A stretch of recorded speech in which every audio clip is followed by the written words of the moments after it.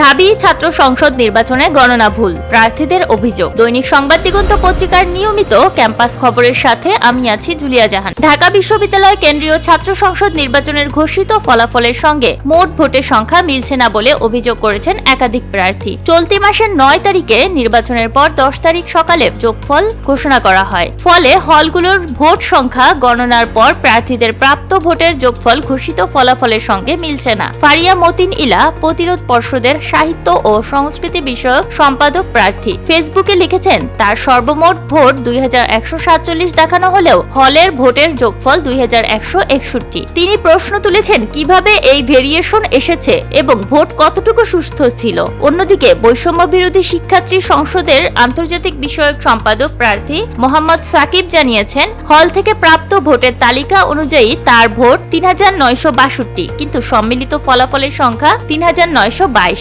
তিনি বলেছেন এই বিষয়টি তিনি প্রমাণ হিসেবে সংরক্ষণ করেছেন। প্রধান রিটার্নিং কর্মকর্তা অধ্যাপক মোহাম্মদ জসিম বিষয়টিকে টাইপিং মিস্টেক হিসেবে উল্লেখ করেছেন। তিনি বাংলা ট্রিবিউনকে বলেন, গণনার সময় সবাই ক্লান্ত থাকায় ছোটখাটো ভুল হয়েছে, যা আজ সন্ধ্যার মধ্যে সংশোধন করা হবে।